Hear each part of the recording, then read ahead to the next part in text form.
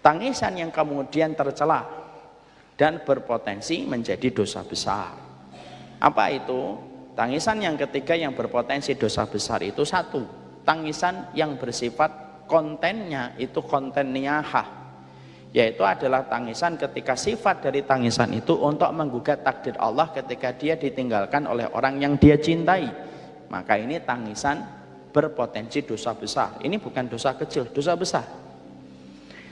Kapan tangisan itu kemudian mengandung konten dosa besar? Yaitu ketika engkau ditinggalkan ibumu, lalu kamu menangis, meraung-raung, lalu melakukan tindakan-tindakan yang menggambarkan dirimu tidak terima dengan takdir kematian, maka itu merupakan kematian yang disifati dengan, itu merupakan tangisan yang disifati dengan dosa besar. Itu dinamakan niyahatun. Niyahah itu apa? Yaitu tangisan yang sifatnya menggugat takdir Allah yang Allah berikan pada kehidupan dia. Orang Arab itu memiliki tipologi. Kalau mereka niyahah, mereka sobek baju, mereka tepuk-tepuk pipi. Ini termasuk niyahah. Kalau masyarakat Melayu mungkin tidak nyobek baju, karena lumayan harganya, ya, jadi nggak nyobek baju, nggak nepok-nepok pipi dia, tapi biasanya bergulung-gulung. Ada yang bergulung-gulung, ada yang meraung-raung gitu, sambil teriak-teriak. Maka ini merupakan tangisan yang paling dibenci oleh Allah. Karena apa? Allah itu kalau sudah menetapkan takdir, paling tidak suka kalau takdir itu digugat sama makhluk yang Allah ciptakan. Padahal takdir Allah tidak pernah salah dan takdir Allah tidak pernah keluar dari hikmah kebaikan. Kok sudah semacam itu masih digugat, Allah paling tidak suka. Makanya kalau ada orang yang ditinggalkan lalu dia menangis, meraung-raung sampai kemudian melakukan tindakan niyahah, maka itu termasuk dosa besar. Atau dia menangis tapi menyebutkan kebaikan orang itu ketika telah meninggal dunia, seakan-akan kebaikan itu menjadi tanda bahwasanya orang sebaik itu tuh tidak boleh mati hari ini. Paham?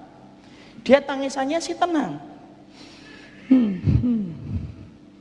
nggak meraung-raung, tapi sembari dia tangisannya tenang, dia berkata, dia itu orang baik, suami yang baik, anak yang baik, dan sebenarnya anak-anaknya masih butuh dia, istrinya masih butuh dia. Kenapa orang sebaik ini kok meninggal hari ini, kok nggak 30 tahun lagi? Nah itu niyahah. Walaupun dia tidak dalam kondisi meraung-raung.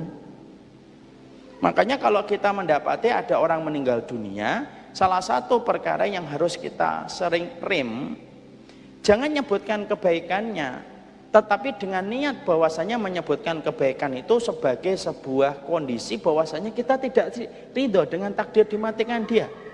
Kalau menyebutkan kebaikannya dalam batasan untuk mengingat kebaikannya supaya diikuti sama keluarganya yang masih hidup, boleh, tidak apa-apa. Karena menyebutkan kebaikan orang yang telah meninggal dunia itu ada dua potensi. Potensi yang pertama, supaya keluarganya ingat kebaikan orang itu yang mereka cintai ketika telah meninggal dunia, supaya kemudian keluarga yang ditinggalkan itu lapang. Ternyata dia punya bekal-bekal kebaikan yang dia kerjakan ketika dia hidup, boleh. Tapi ada orang yang mereka itu menangis menyebutkan kebaikan orang yang telah meninggal dunia, itu langsung niat atau tidak niat, dia itu seakan-akan mengatakan, orang sebaik ini kok meninggalnya sekarang, orang sebaik ini kok meninggalnya muda, orang seramah ini kok meninggalnya muda. Nah, itu sudah termasuk menggugat, dan itu termasuk salah satu tangisan yang dibenci oleh Allah. Ini yang pertama. Yang kedua, termasuk kemudian tangisan yang sangat dibenci oleh Allah, yaitu tangisan yang kedua. Tangisan yang apabila kita mendapati ada satu keluarga, ya, kemudian dia menangis disebabkan karena wasiat orang yang hidup dan dia melaksanakan wasiat itu, maka ini tangisan yang berdosa. Akibatnya itu bukan hanya berakibat kepada dirinya, tapi berakibat pula kepada si mayit yang dia tangisi. Ini nomor dua, maksudnya gimana Ustaz? Contoh, ada orang sebelum meninggal dunia dia berwasiat sama anak-anaknya, anak-anaknya dikumpulkan, semuanya kumpul. nanti kalau saya mati nak, tangisi yang keras ya, supaya aku itu ngerasa bahwasanya aku itu betul-betul dibutuhkan kalian.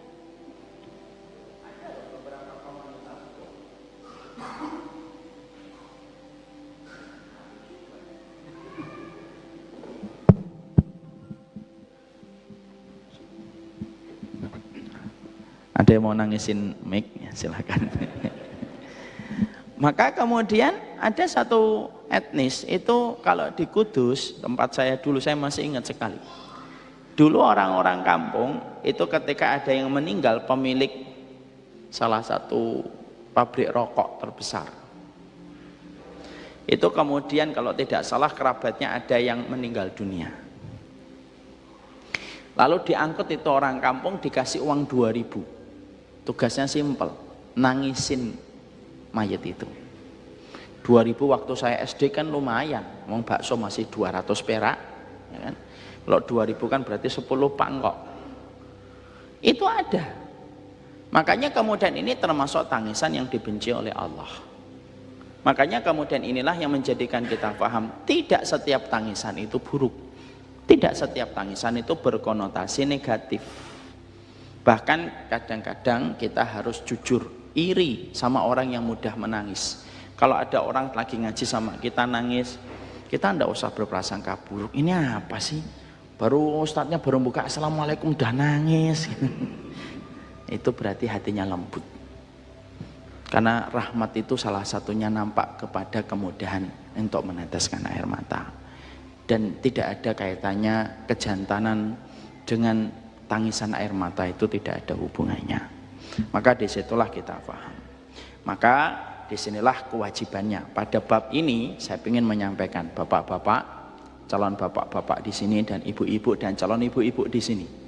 Nanti kalau sudah punya anak, kalau ada salah satu anak ibu dan anak bapak yang paling lengket sama bapak, itu berpotensi besar nanti kalau meninggal dunia bisa jadi dia melakukan niyahah saking lengketnya dan dekatnya dia kepada kita. Yang dilakukan apa? Harus mulai menyampaikan kepadanya, nak, ibu tahu kamu paling dekat sama ibu dan paling sayang sama ibu di antara abang-abang dan adikmu. Tapi kalau nanti ibu meninggal mendadak, tolong jangan niyahah ya. Niyahah itu apa bu? Niyahah itu meratapi ibu ketika ibu sudah meninggal dunia dipanggil sama Allah. Saya pun sudah wasiat ini sama istri saya. Nanti kalau saya meninggal, ini anak-anak harus dikondisikan supaya mereka jangan sampai niyahah atas wafatnya diri saya.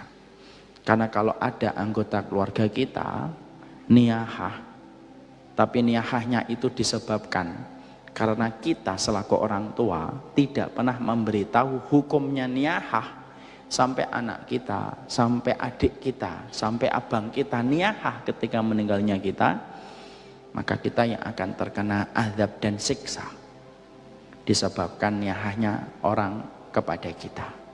Makanya maaf ya, Masya Allah, air mata yang paling kejam itu air mata niyahah.